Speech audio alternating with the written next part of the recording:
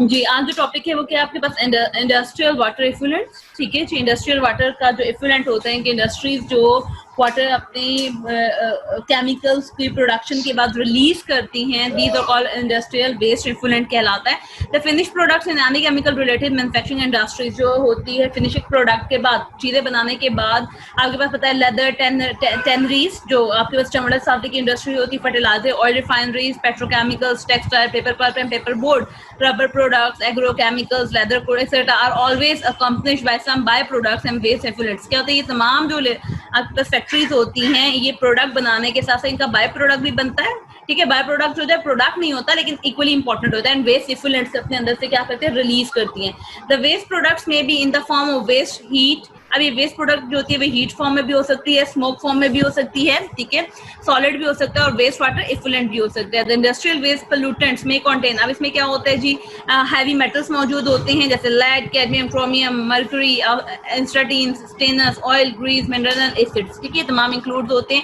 ये toxic organic compounds और heavy metals और मेटलॉइड्स जो होते हैं ये आपके सरफेस वाटर को भी और ग्राउंड वाटर दोनों को क्या करते हैं, कंटामिनेट करते हैं and use for the irrigation, जो आपके फसलों के और पोर्टेबल वाटर सप्लाई, और पोर्टेबल वाटर सप्लाई का मतलब होता है जो एक जगह से दूसरी जगह ट्रांसफर हो सकते हैं। They also cause irreversible degradation of the environment, ये आपके एनवायरनमेंट को डिग्रेड क्या करते हैं, ब्रेक डाउन करते हैं और सीरियस हेल्थ प्रॉब्लम आपकी पब्लिक सेक्टर्स को भी और मैरीन लाइफ को भी क्या करते हैं, कास्ट कर रहे होते हैं। ठीक है, it must be mentioned here that heavy metals जो होती हैं जैसे लेड, कैडमियम, क्रोमियम, आर्सेनिक और मर्करी ये हाईली टॉक्सिक होती हैं और इनका कभी भी सेफ लेवल से लिमिट से इंक्रीज नहीं होना चाहिए। हर चीज का एक सेफ लिमिट होती है कि इतना अगर आपकी बॉडी कंज्यूम कर लेगी तो आपकी बॉडी को अफेक्ट नहीं होगा, लेकिन वो सेफ लिमिट से इंक्रीज हो जाएगा तो आपकी बॉडी क्या होगी, बैडली अफेक्टेड होगी।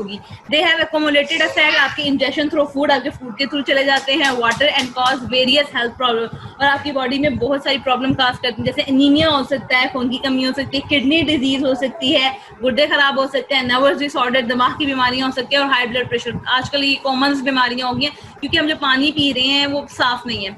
लेदर टेनरीज की तरफ आए, चमड़ा साजी की सनत की तरफ आए तो मैनी लेदर टेनरीज यूनिट्स जो होती हैं vary from cottage scale to big industry, छोटे पैमाने से लेकर बड़े पैमाने पर होती है, आपकी तमाम बिग सिटीज ऑफ पाकिस्तान में वर्किंग कर रही हैं। ठीक है, अब क्या होती है, ये लेदर इंडस्ट्री जो होती है ये क्रोमियम 4 को, साल्ट को लेदर टैनिंग के, चमड़े की साजी के लिए यूज कर रही होती हैं।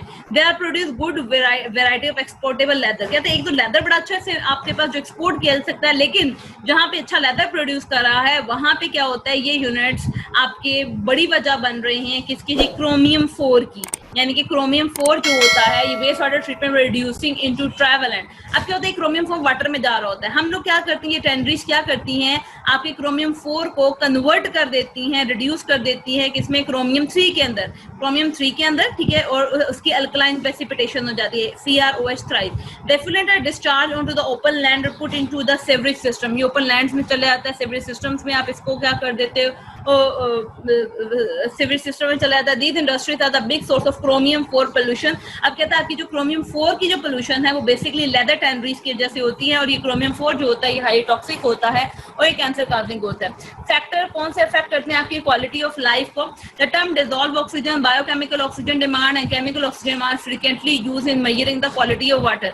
आपकी जो DO है, BOD है, COD है, ये यूज होते हैं कि आप जो पानी पी रहे हो वो किस हद तक अच्छी क्वालिटी का है। These terms are described as, ये कैसे टर्म्स होती हैं, बहुत इंपॉर्टेंट टर्म्स हैं, पेपर में आती हैं। डिसॉल्व ऑक्सीजन की बात करें तो in water the most important oxidising agent जो होता है वो मॉलिक्यूलर ऑक्सीजन होता है जिसकी कंसंट्रेशन 4 to 8 ppm होनी चाहिए। अब देखो ये कंसंट्रेशन आपके MCQs के लिए बहुत इंपॉर्टेंट है, 4 to 8 ppm होनी चाहिए। The organic matter is oxidised with the help of these dissolve oxygen in the water. अब क्या होता है, जो ऑर्गेनिक मैटर अगर पानी में मौजूद है तो इस ऑक्सीजन की मदद से वो ऑक्सीडाइज हो जाएंगे। It is a parameter to determine the quality of life, आपकी क्वालिटी ऑफ लाइफ को डिटरमिन किया जाता है। अगर डिसॉल्व ऑक्सीजन 4 ppm से कम होता है तो इसका मतलब जो वाटर आपके पास मौजूद है वो पोल्यूटेड है, ठीक है, वो पीने के काबिल नहीं है। इसके अलावा बायोलॉजिकल ऑक्सीजन डिमांड, BOD की बात करें तो ये capacity organic matter in natural water to consume oxygen, कि आपके नेचुरल वाटर में कितने ऑर्गेनिक कंपाउंड हैं जो ऑक्सीजन को कंज्यूम कर सकते हैं विद इन 5 5 डेज, अगर 5 दिनों के अंदर वो जितनी ऑक्सीजन को कंज्यूम ज्यादा कर लेंगे तो इसका मतलब ऑर्गेनिक कंपाउंड उतने क्या है, ज्यादा है, और आपका पानी क्या है, पोल्यूटेड है।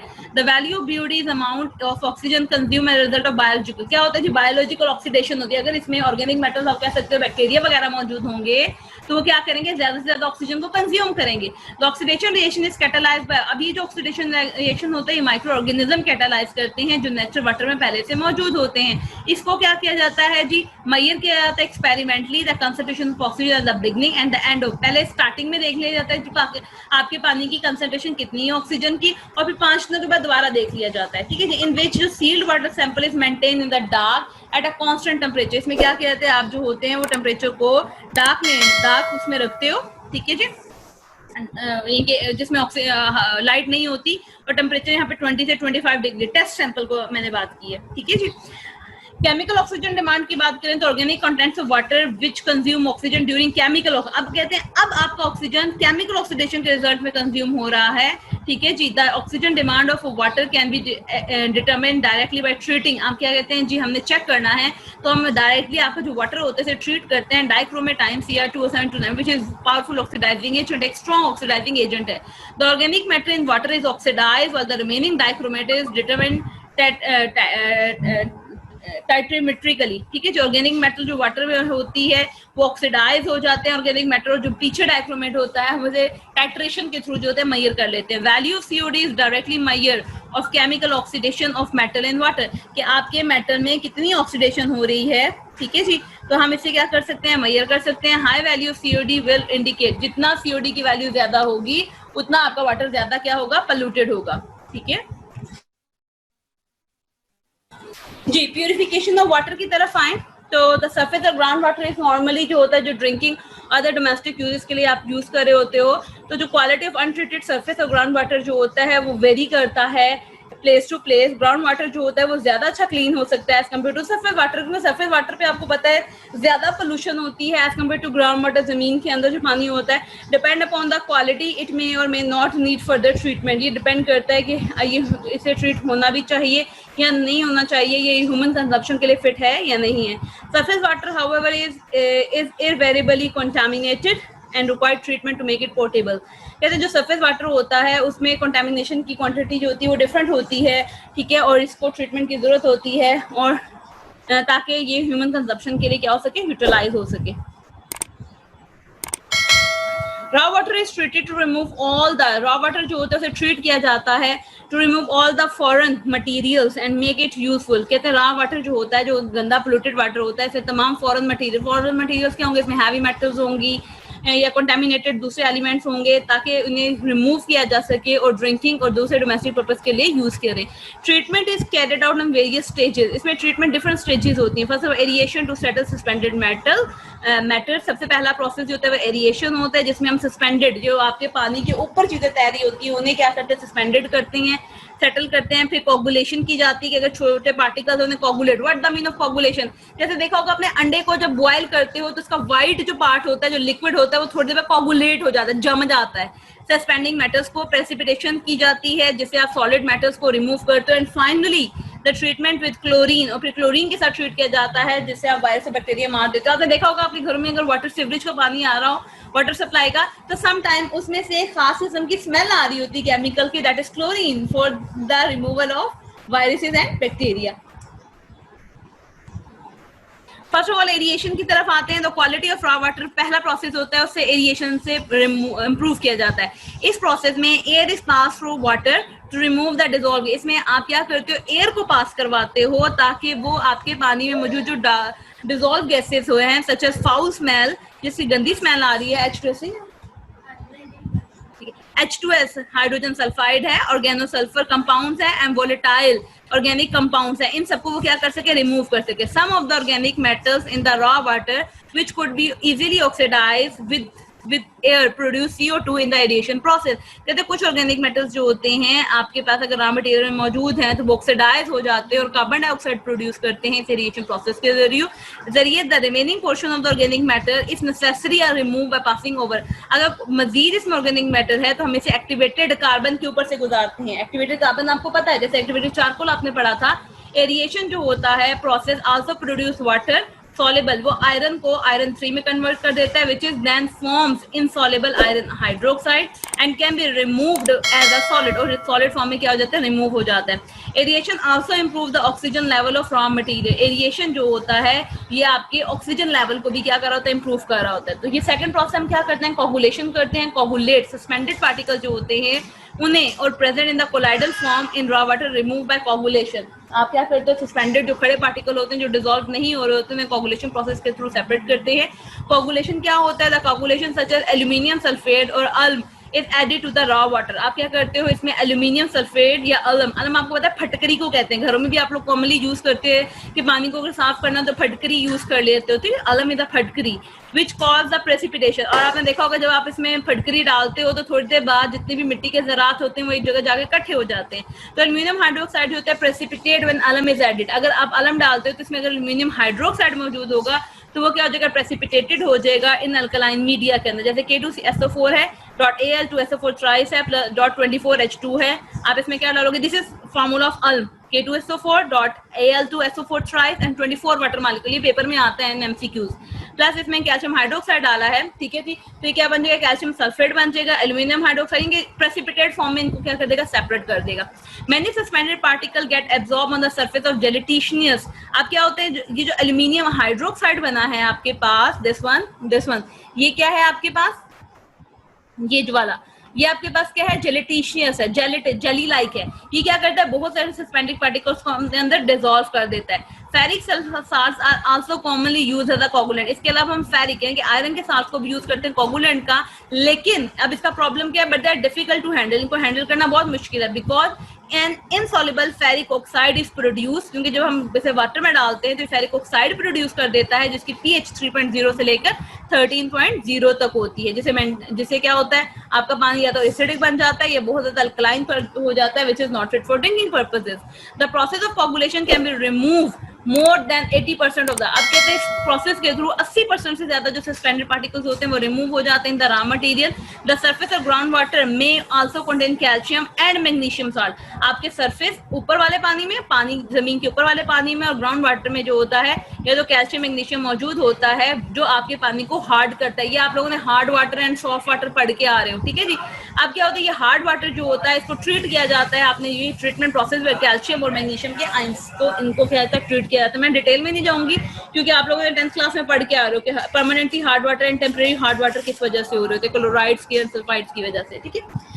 नेक्स्ट प्रोसेस ये वाटर डिसइंफेक्शन बाय क्लोरीन। अब पीछे हमारे पास प्रोसेस जो, अब इसमें तो बैक्टीरिया और वायरसेस मौजूद हैं तो उनको साफ करने के लिए आप क्लोरीन यूज करते हो जो वाटर को डिसइंफेक्ट करता है, यानी कि इसमें से बैक्टीरिया और वायरसेस को मारता है। Chlorine treatment is very effective in killing the pathogens. Pathogens कहते हैं वो ऑर्गेनिज्म, बायो वाले जानते हैं, पैथोजेंस का वर्ड हम उन ऑर्गेनिजम्स के लिए यूज करते हैं जो स्वेयर आपके बॉडी के अंदर डिजीजेस काज करते हैं, दैट में कॉज सीरियस वाटरबोर्न डिजीजेस। आपकी जो वाटरबोर्न, वाटर की वजह से बीमारियां जैसे टाइफाइड हो गया, क्लोरा हैजा हो गया, and have killed many thousand people around the world, और बहुत सारे लोग जो होते हैं बीमारियों से मर रहे होते हैं।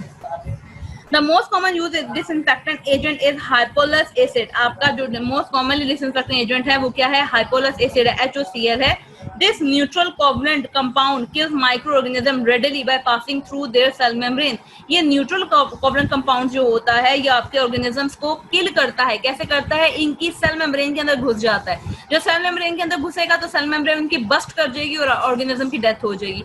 Hypolus acid जो होता है is not stable, then thus it cannot be stored। HOCl जो होता है स्टेबल नहीं होता, हम इसे स्टोर नहीं कर सकते, ठीक है जी। तो it is therefore generated by इधर, आप इसे जनरेट करते हो कैसे, by the dissolving molecular chlorine gas Cl2। नीचे एक रिएक्शन देखें, Cl2 प्लस वाटर है, या आप सोडियम और कैल्शियम हाइपोक्लोरेट्स यूज करते हैं इन वाटर के अंदर। Disinfection by chlorine is inexpensive. ये क्या होता है, थोड़ा सा इनएक्सपेंसिव है, ये महंगा नहीं होता। जनरेटिंग HOCl फ्रॉम सोडियम और calcium hypochlorites avoid the transportation and use of the chlorine and use of chlorine cylinders. क्या होता है जी, हम कहते हैं एपो जो इसको अवॉइड, क्यों ट्रांसपोर्ट नहीं हो सकता तो हम बेसिकली क्लोरीन के सिलेंडर्स यूज करते हैं। नीचे proper diagram purification of salt के लिखी, जैसे सस्पेंडेड पार्टिकल एरिएशन हुई आपके पास, देन आपके पास प्रेसिपिटेशन हुई, कोगुलेशन किया आपने, कोगुलेशन के बाद आपने प्रेसिपिटेशन की, एंड देन फिर आपने इसमें क्लोरीन गैस को पास किया, और बाद में ये कहाँ चले जाते हैं जी, आपके पास डिस्ट्रीब्यूशन टैंक में चले जाते हैं जहाँ ये वेरियस सिटीज को या हाउसेस को प्रोवाइड किया जाता है ताकि वो इसे यूज कर सकें, ठीक है। Harmful effect of chlorination of water are due. अब क्या होता है, क्लोरीनेशन तो हम कर रहे हैं लेकिन इसके कुछ हार्मफुल इफेक्ट्स भी हैं। वो हार्मफुल इफेक्ट क्या है जी आपके पास? ड्यू टू इट्स रिएक्शन में डिजोल्व अमोनिया, आपका HCl जो होता है, अगर आपके पानी में अमोनिया है तो उसके साथ रिएक्ट करके क्या बना देगा, dissolve ammonia and organic matter present in the hypochlorous acid जो होते हैं अमोनिया के साथ रिएक्ट कर chloramines NH4Cl NHCl2 and specially nitrogen trichloride बना देता है जो which is powerful eye irritant. आपने देखा होगा समटाइम वाटर सप्लाई पानी को अगर अपने आइस, बाद लोग अपने आइस में छींटा मारें या मुंह धोएं तो आंखों में खारिश शुरू हो जाती है। उसकी रीजन ये है कि आपका जो पानी था उसमें अमोनिया मौजूद था और पानी को साफ करने के लिए जो हाइपोलस एसिड डाला था उसने अमोनिया के साथ मिलकर क्लोरामाइंस या ट्राइन्यूक्लियोटाइड्स क्लोराइड्स नाइट्रोजन बना दिए हैं जो आपकी आंखों में इरिटेशन काज करें। The alkaline pH can be prevented by the formation of chloramines. आप अल्कलाइन पीएच को भी क्या कर सकते हो, प्रिवेंट कर सकते हो अगर क्लोरामाइंस बन जाए। Chlorination of water contain organic materials also form some organic compound which are toxic. इसके अलावा क्लोरीनेशन ऑफ वाटर जो होता है इसमें ऑर्गेनिक मटेरियल्स होते हैं जो कुछ ऑर्गेनिक मेटल्स जो होते हैं हाईली टॉक्सिक होते हैं। फॉर एग्जांपल अगर फिनोल प्रेजेंट है वाटर के अंदर then chlorinated phenol are form which have offensive order and taste and toxic. इसका मतलब अगर आपके पानी के अंदर फिनोल मौजूद है तो क्लोरीन फिनोल से मिलकर फिनोल की क्लोरीनेशन कर देगा और वो क्लोरीनेटेड फिनोल जो होता है वो ऑफेंसिव ऑर्डर, गंदी ऑर्डर होती है, टेस्ट गंदा होता है, टॉक्सिक होता है।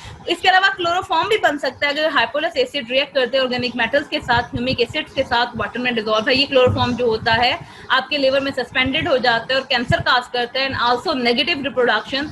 रिप्रोडक्शन को क्या कर देता है, नेगेटिव, यानी कि मजीद डेवलपमेंट नहीं होती और आप इसके अलावा ह्यूमन डेवलपमेंट को भी बैडली इफेक्ट कर रहा होता है। इसके अलावा ये आपके ब्लैडर को रेक्टल कैंसर काज करता है।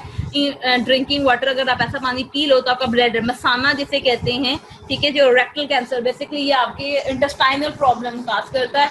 To avoid the formation of toxic compound with chlorine, ozone और chlorine dioxide can be used. अब कहते हैं जी इस चीज तमाम चीजों को रोकने के लिए अब क्या किया जा रहा है, ओजोन या क्लोरीन डाइऑक्साइड जो वो यूज की जाती है ताकि आपके वाटर को क्या किया जा सके, डिसइंफेक्ट किया जा सके।